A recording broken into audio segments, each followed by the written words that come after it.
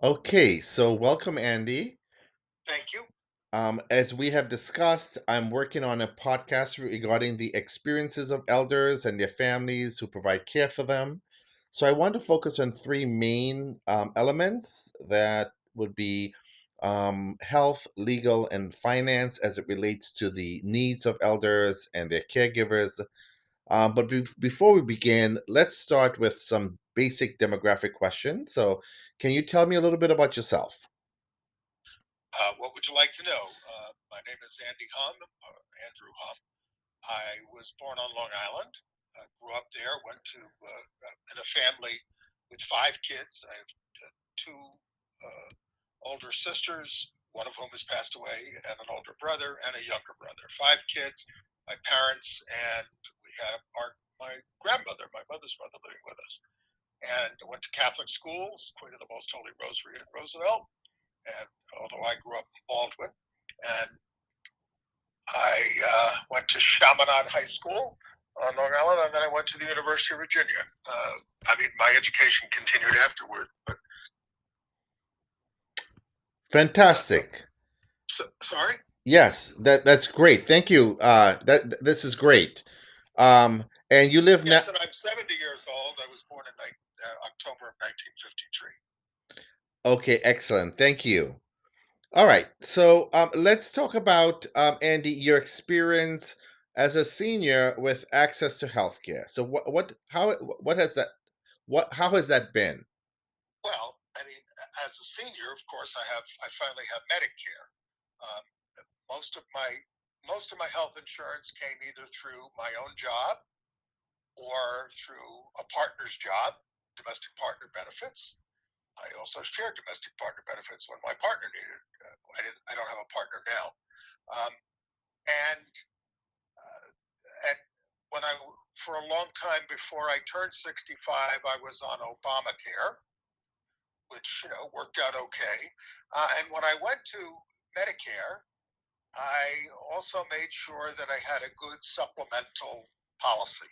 I'm not a person of means, but I think it was worth sacrificing to have a top of the line supplemental policy, not an advantage plan. I realize advantage plans, you don't have to pay premiums in many cases, but then you're stuck inside, having to have all your doctors approved. I can now, because I pay $360 a month, I can go to basically any doctor that takes Medicare. I have what do you call it, a pharmaceutical plan, which doesn't seem to cover very much at all. So I end up paying a lot out of pocket for that, and I pay for all my dental care out of pocket. Wow, so it seems as though there's a lot of expense out of pocket after retirement. Oh, Oh, yeah, okay. yes, that takes up a lot of my income. Yes, healthcare is very important. I just don't like worrying about it. That's why I went for the high end, you know, AARP United Healthcare Plan F, which apparently you can't get anymore. But if you have it, you can keep renewing it, but they keep raising the premiums. And how did you hear about that? I have an insurance man. We went over the options, and this was the one that we chose. Okay, so you were able to you had a broker or insurance guy, you said? Yeah, he's a friend of mine, and we went over all the options. Oh, okay. Wow, that's fantastic. And you also does it also cover for co-payments? Because I know quite often, when you go to these to your doctor nowadays, you have to pay for copay. I with this plan, there are no copays. There are no bills. I haven't gotten a surprise bill really since I went on this policy, and that's lucky. There are some deductibles at the beginning of the year, but small, but not much. Okay, okay. Even Medicare has a deductible. You know. Yes, yes. So what was your experience like signing on to Medicare? Well, that was relatively easy. I did it when I was supposed to do it, and I I pay them right now the $170 rate, um, but it was not difficult to sign up. Yeah, and you had to did you do it via, online or you went in person? No, I did it online. I Oh, do okay. do most things online. Okay, okay. So okay, so you're savvy with the, using the, online and I wouldn't say I'm the most tech savvy person around, but I can with those things they're fairly user friendly. mhm, mhm. Now, would you say there was a difference, or what was the difference before you got on Medicare? Has there been a dramatic difference, and if so, to what degree in terms of access and healthcare? Well, yes, I mean Medicare combined with this policy, this supplemental policy, it covers a lot more uh, uh, than Obamacare did. Obamacare, I had to get always had to get approved referrals from my primary care physician in order to see a doctor. So that's the difference. I don't have to get approval to see a specialist now. I can just go directly to them if they take Medicare. Okay, that's terrific. That's great to hear. Um, and would you say that, in terms of the access and the providers that are available that specialize in in geriatric, medical healthcare services, do you think that they are, accessible to you and available to you? Well, I have not particularly reached out to a geriatric specialist yet. I mean that time may come. I see all kinds of doctors. I see a cardiologist. I see it regularly, an eye doctor, a neurologist. I have a primary care. I see a dermatologist. I have to see a doctor um, for my feet as well. So I mean and I've had to see gut doctors as well. So there's all kinds of doctors that I've had to see, and I haven't had any trouble. I mostly stay within the Northwell Lenox Hill system, but I see some doctors at NYU Langone, and I have seen doctors from the what do you call it, the Beth Israel network. Um, oh, thank you so much for sharing that, Andy. So from my experience, when I had to, help my parents access medical care, um, sometimes they, were vulnerable to these doctors that were really not specialists, and were preying on them, to do surgeries that they were, again, they lack the experience, and the referrals that they would, send my parents to were, really, substandard. What has Where do been they live? Where do they live? well, one is in Queens and the other one is in Florida. Mm. So what has been your experience with that? Because we know that quite With my often, parents? no, yourself accessing the healthcare services and the Well, actual the quality of care, I should say. and, they always send you surveys after you see the doctor, and they want to know how you feel about it. I don't like filling out those surveys because I want to see how everything plays out with the advice that I'm getting. I mean, I'm a pretty uh, what's the word, proactive patient. I come in with questions. I try to get them answered. Uh, all the things that I'm concerned about. I don't always leave totally satisfied. I mean, for instance, I'm dealing with a very odd condition right now where I feel numbness in a limb. It's not painful, but it's sort of a ghosting thing. It's not actually in my arm or hand. It's like elsewhere. And this really confounded the neurologists. I saw two of them together, and they didn't know what to say about it or do about it. And they named it, they gave it a funny name, a supernumerary phantom limb, but they haven't solved the problem. And also, I deal with myasthenia gravis, which is an autoimmune disease. It's one of the reasons my right eyelid flops. And again, they've got me on three different drugs, and still not completely solved or open. But I'm taking the drugs dutifully. I do what I'm told, and but I just wonder, are we ever going to get this thing cured? Thank you.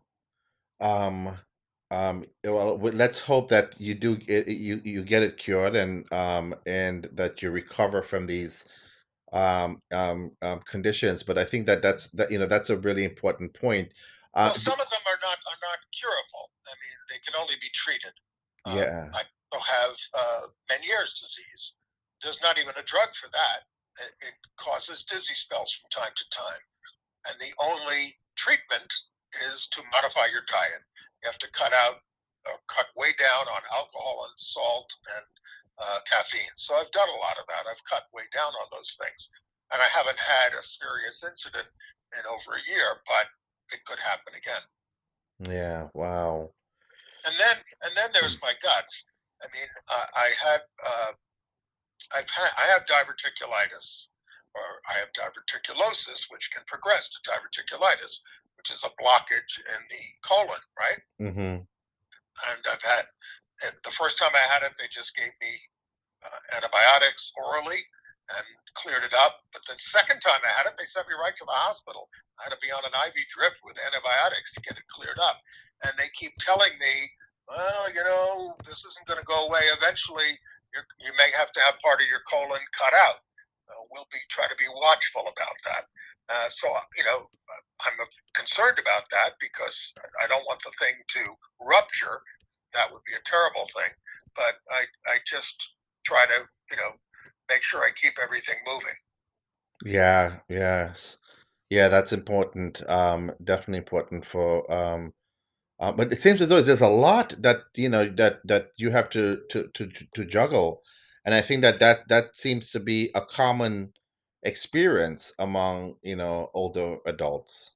Yes, I mean, look, I mean, these things have accumulated quite a lot just in the last couple of years. I mean, I've had hearing problems for a long time, and then they've gotten progressively worse. So I finally broke down and bought expensive hearing aids, but they don't solve the whole problem, and that is severely, well, it's not severely limiting, but it's limiting me in terms of some environments where we were in a board meeting together, and because there was a lot of background noise, I had trouble hearing, even with these expensive hearing aids. Uh, Theater, I'm a theater critic in addition to my journalism. I mean, and that's what I do for a living. I'm a reporter, but going into theaters is becoming increasingly difficult. Some theaters have good hearing devices, others do not, and the hearing aids are generally not enough. And I don't think theaters pay enough attention to hearing impaired people, and they're going to lose us. Wow. So Andy, I think you brought up a very good point. Are you currently employed? I am. I mean, I'm self-employed. I'm a journalist. I do the weekly Gay USA television show. I've been doing it for 38 years. Now, I did that mostly as sort of my volunteer work for about 30 years. Then we started to get some small grants, and I take a stipend to do it. And the rest of my income is Social Security. I haven't taken any of my, IRAs or pension funds, but I'm surviving. I mean, I live in a rent stabilized apartment, but my rent is almost $2,000, which is a lot of money for me. It takes up, most of my Social Security check. But I'm very frugal, and I don't. I try not to waste money. I shop for bargains, and I'm not falling into debt. In fact, I don't carry any credit card debt, nor would I. But you never know when some big expense is going to come along that you have, and you're going to have to deal with it. Yeah, I think you brought up some very important points, and Andy, especially as folks they have to think about once they either whether they can work or continue to work once they hit that retirement age, and also that balance between tapping into whether your Social Security can cover your expense, and tapping into your 401k, and Right. you're in a good situation where you can sort of manage right now for now. So thinking about sort of, in the future and how things may sort of pan out or play out. Do you have siblings? And how would or nephew and nieces or other family members, loved ones, friends, how would they play in your role in the event that you may need support with sort of your daily living activities? Well, I have close. Look, I live alone. I have close friends. Whenever I have one of those things where you have to be picked up after an operation or something, there are several people that I can call upon for that. Now, I have not had. I had one situation where I came home from an operation and I had to have a friend stay over with me for a night. I whether now if I became disabled, that would be a different story, and I don't know how that would work out. I mean, there's nobody ready to move in with me and take care of me, nor would I expect them to. I think if I become disabled, I'll do my best to function on my own as long as I can, and then I'll move to whatever care is necessary with assisted care. Yeah. So I guess which leads me to the next question. So do you have a plan for that? I mean, how does that work, or what has been your experience for those who Yeah. are older adults or Uh, yeah. I, I mean, I, my, I have friends who took out long term care policies and things like that, and they had very great difficulty accessing them because the companies that sell them are so withholding about for certifying you for long term care. If I became disabled and I needed care in the home, I'd have to pay for it, and it would come out of my savings. I have a decent nest egg, but that can go very quick when you need 24-hour care, for instance, or even part-time care. But that's what I would do, and then if that runs out, what ends up happening my experience with my friends who've gotten into this situation is that then they go on Medicaid and they end up in nursing homes. Again, paying out of pocket as long as they can, and then moving on to Medicaid. Okay. Yeah, And this is that uh-huh. includes people, like a friend who was a university professor. You know, he he lived very well during his life, but when he became disabled, eventually he had to move into the nursing home. Eventually, the money ran out, and he went on Medicaid, as most of them do. Yeah. So wow, this is good to know. So as you talk about that, I know that sometimes we had to think about healthcare proxy for my grandmother and live will and things of that nature. How is that sort of in place? Uh, Well, let me be honest. I mean, I didn't do a will, for instance, until I was 50, and a friend of mine died of a drug overdose, and he didn't have a will, and that became very complicated. His apartment went to his mother, who he hated. It was, these are the terrible situations. If you don't do a will, folks, your money goes to your next of kin, or whatever you have goes to your next of kin. Now, I do have healthcare proxy. I do have a will. I have also that do not resuscitate thing. I did that, but there are other documents that I need to do. I need to do power of attorney, for instance, so that somebody would have control of my affairs if I became uh, disabled, completely disabled. yeah, I mean that's these are really important things, and I wonder, Andy, what does it take to sort of get to getting these things done, because I know that there's a lot of dynamics and interplay with families and actually the individual that has to do it. And what seems to be what enables um elders to get it done, or what prevents them to get from Well, a getting it lot of done? people don't want to deal with the fact that they're going to die. I mean, or that they're going to become disabled, so that they don't do it.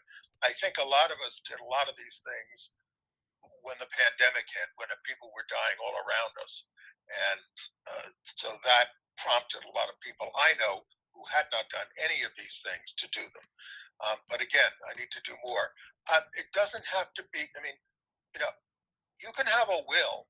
You can write it on a piece of paper yourself, and as long as you get sign it in front of two witnesses who are not part of the will, then you've got a will. I mean, of course, it's better to have a lawyer draw it up, and it's better to have it notarized, in front of a notary public. That's better, but it is legal to do it. And in fact, my current will is one that I did, just getting two people to sign it without a notary, and those can hold up.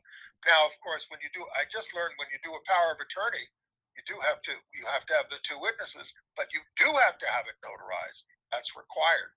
So there, you just read up on the. But healthcare proxy, you don't even need. I don't even know if you need. Well, you do. You might need witnesses, but you don't need all those certifications and things. So read up on these things. These are your final documents. And if you have trouble doing them yourself, there are usually social service agencies for seniors that will help you with that. Yeah, that's terrific. So, speaking about social service agencies for seniors, what has been your experience accessing them? I mean, we live in New York City, right? One of the best cities in the Yeah. world. So I'm sure it's a lot. What has been your experience? Well, I don't want to assume. I haven't used them a lot. For instance, I live in a rent stabilized apartment, and my income is below $50,000, and so I'm entitled to SCREE, a senior citizen rent an exemption program. It freezes my rent, and my rent keeps going up, and my landlord keeps getting more money, but the city and the state pay the difference. Now, if in retirement, when I take all my retirement funds, if it goes over $50,000, then I just pay the full rent. But for that, I did use a local sort of senior agency at Penn South, which is in the neighborhood, which helped me with the application. It still wasn't that easy, actually, but I finally got it. Um, I mean, I'm politically connected, so like when I had trouble getting it approved, I had my city council member intervene and you know let me reapply for it and fill out the forms more properly. So I'm fairly educated, but some of these forms are difficult to fill out, and you do need help. Now I do it for other people in my building. I live in a big building with 1,000 apartments, and when older people here want to apply for it, I can help them because I understand the process now. I haven't I mean, I haven't used that many other senior services. I'm a member of SAGE, the the, the organization for LGBTQ elders. I've gone to a couple of meals there and maybe a program or two, but it's not something I access regularly. Although I do sometimes watch movies with them online. They have cultural activities, but I'm not as much into this is no knock on my fellow old people, uh, essentially going to senior centers. It's not something I have plenty of friends, most of whom are older and sometimes older than me. But that's my social life. Wow.